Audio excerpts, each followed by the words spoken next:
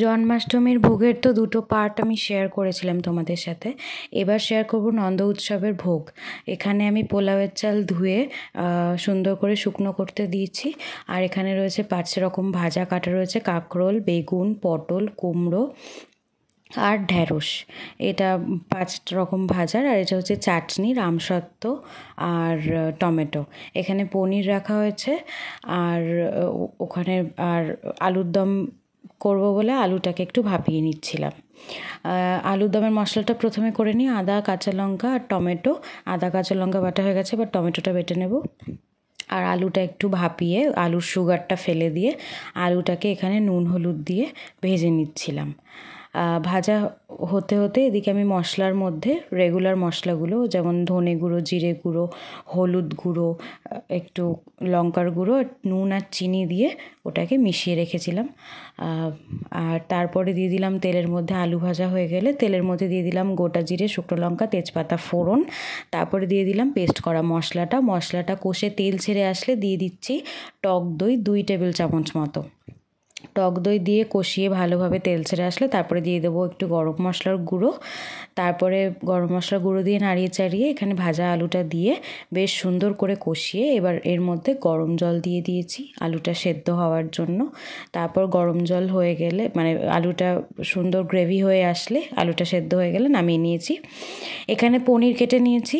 আর পনিরের মশলাটা চলো আগে করে নিই। এখানে তেজপাতা, কাঁচা লঙ্কা, গোবিন্দভোগ চাল আর তিল, কাজু বাদাম, অল্প একটু পোস্ত আর 4টে এলাচ আমি এখানে পনিরের জন্য বেটে নিচ্ছি। আর পনিরগুলো ওখানে ভাজা হয়ে গেছে, মশলাটাও রেডি হয়ে গেছে। পনিরটাকে গরম জলে ভিজিয়ে রেখেছিলাম যাতে সফট থাকে। আর মশলার মধ্যে নুন আর চিনি মিশিয়ে রেখেছি। এখানে আমি কোনো হলুদ গুঁড়ো বা লঙ্কার গুঁড়ো ইউজ করছি না। এটা একটু সবুজ সবুজ হবে, কাঁচা লঙ্কার কালারটা থাকবে। তো আমি তেলের মধ্যে কোনো কিছু ফোড়ন দিইনি। পনির ভাজার তেলের মধ্যেই মশলাটাকে দিয়ে তেল ছাড়া অবধি কষিয়ে নিয়েছি। তারপরে পনিরটাকে জল থেকে ছেঁকে দিয়েছি। পনিরটা দিয়ে একটু কষিয়ে নিয়ে তারপরে দিয়ে দিয়েছি পনির, যেই গরম জলটায় ভিজিয়ে রেখেছিলাম সেই গরম জলটাই পনিরের মধ্যে ঢেলে দিয়েছি। ঢেলে দিয়ে ঢাকা দিয়ে পনিরটা একটু গ্রেভি হয়ে আসা অবধি, ঝোলটা ঘন হয়ে আসলে গ্যাস অফ করে ওপর থেকে দিয়ে দিয়েছি 1 টেবিল চামচ ঘি দিয়ে নামিয়ে নিয়েছি।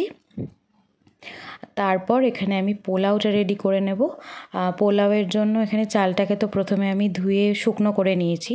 তার মধ্যে দিয়ে দিলাম আদা বাটা, নুন আর হলুদ। এটাকে দিয়ে একটু মাখিয়ে তারপরে দিয়ে দেবো 1 কোষ মতো ঘি দিয়ে সুন্দর করে এটাকে মাখিয়ে আমি 1 ঘন্টা মতন রেখে দিয়েছিলাম। রেখে দিয়ে আমি ওগুলো রান্না করছিলাম, ততক্ষণ এখানে নুনটাও চালের মধ্যে ঢুকে গেছিলো। তারপরে আমি হাঁড়ি বসিয়ে দিয়েছি। হাঁড়ির মধ্যে দিয়ে দিলাম তেল। আর তেলের মধ্যে প্রথমেই আমি কাজু কিশমিশগুলোকে ভেজে তুলে নেব।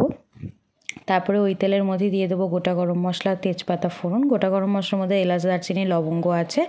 তারপরে দিয়ে দিলাম চালটা, মেখে রাখা চালটা দিয়ে আমি ভেজে নিচ্ছি। কিছুক্ষণ ভেজে, মানে 1-2 মিনিট মতন ভেজে আমি এখানে দিয়ে দেবো চিনি। আমি পোলাওয়ের চালটা চিনি দিয়ে ভাজি, কারণ তাহলে চালটা পরে যখন আমরা সেদ্ধ করি তখন ভেঙে যায় না বা ঘেটে যায় না। অনেক সময় পোলাও ঘেটে যায় বা দলা পাকিয়ে যায়, সেটা হয় না। চিনি দিয়ে চালটা চিনি গলা অবধি ভাজবো। বেশ আমি 5-7 মিনিট মতন চালটাকে ভেজেছি। তারপরে এখানে গরম জল নিয়ে নিয়েছি। আমি 2 বাটি চাল নিয়েছিলাম, তার জন্য 4 বাটি গরম জল আমি এখানে দিয়েছি। দিয়ে এবার এটাকে আমি ঢেকে দেব। আর ঢাকার পরে ওই যে লিডের মধ্যে যেই ছিদ্রটা ছিল সেই ছিদ্রটাকে আমি একটা লবঙ্গ দিয়ে আটকে দিয়েছি যাতে বাষ্পটা বেরিয়ে না যায়। তারপর আমি 10 মিনিট মতন রেস্টে রেখেছিলাম।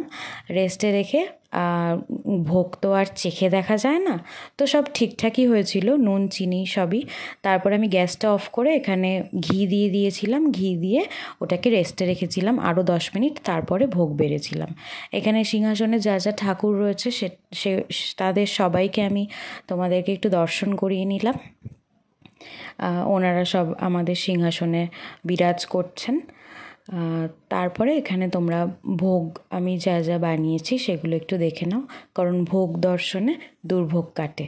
ভগবান তোমাদের সবাইকে ভালো রাখুন, সবার মঙ্গল করুন, এটাই কামনা করি। তো এইটুকুই আয়োজন করেছিলাম। পোলাও, 5 রকমের ভাজা, আলুর দম, পনির, চাটনি, আর ওখানে তো আগের দিনের ওই মালপোয়া, তালের বড়া, লুচি, সুজি, তারপরে মিষ্টি, এগুলো তো ছিলই। আর ভাজা, 5 রকমের ভাজা আর চাটনির রেসিপিটা আমি তোমাদেরকে আর দেখালাম না, কারণ ওটা আমি রান্না করিনি, ওটা মা করেছিল। তার জন্য আমি এখানে মশলা টশলাগুলো রেডি করছিলাম, তার জন্য আর দেখানো হয়নি। তো এটা তো আর দেখানোর কিছু নেই। তো এইটুকুই আয়োজন করেছিলাম। রাধে রাধে, সবাই ভালো থেকো।